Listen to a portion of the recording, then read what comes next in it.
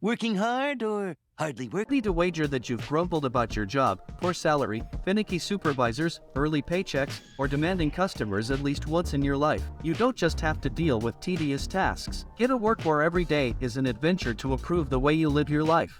When leaving home in the morning, many of today's most adventurous professions can't be sure if they'll ever get home. So maybe this is just what you need to feel inspired again. Welcome to Factus 7. Imagine you are 800 meters above your workplace.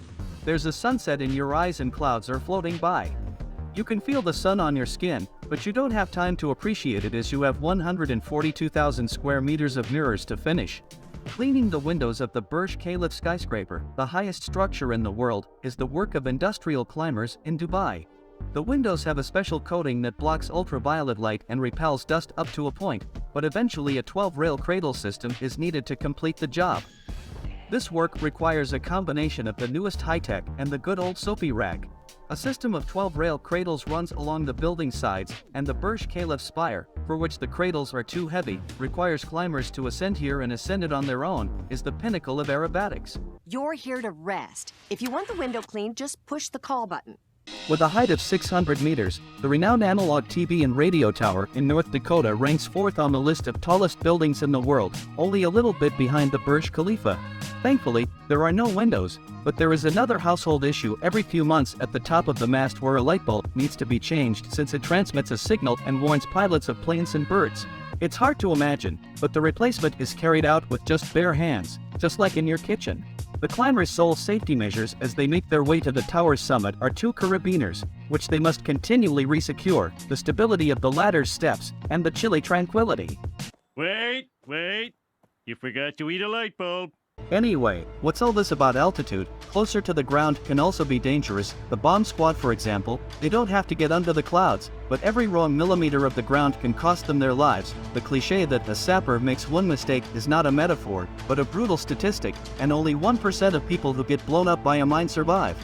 Although every deminer is equipped with a metal detector, there are explosives without the metal, so flair and intuition is one of the most important qualities in this profession. Trouble in this profession is hard to predict.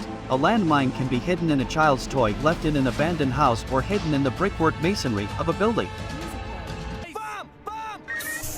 Imagine power lines stretched at a height of a few tens of meters off the ground.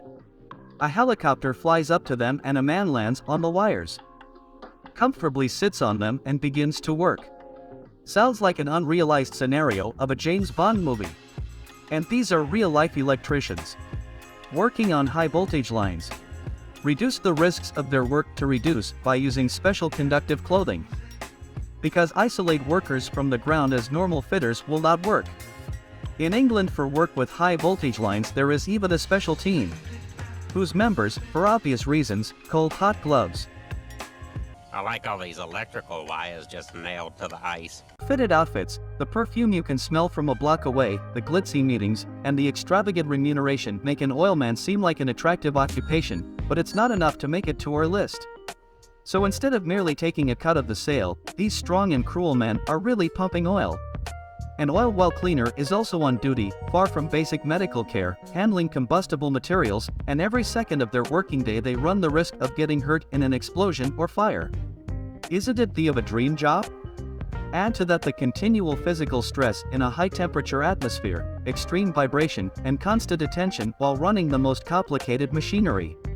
All of this is done so that we may amiably request a full tank of petrol whenever we pull up to any gas station.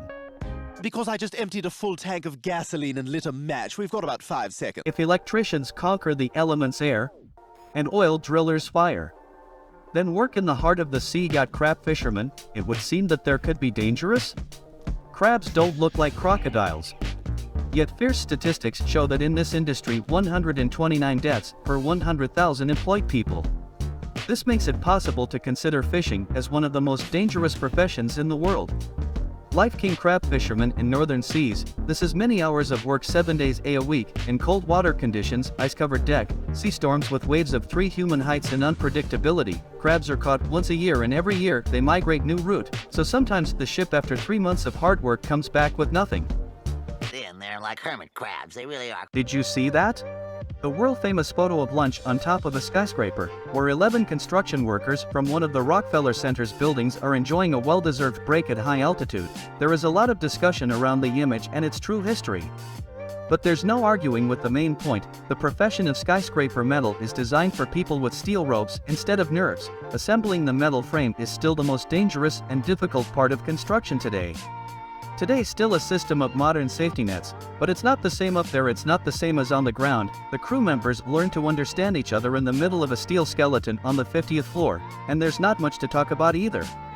And to be prepared for constant change, because as the building gets higher, the familiar beams and passageways take on a very different appearance. By the way, the builders still take their lunch with them into the clouds. They just don't want to waste time going up and down. I have determined it is not feasible.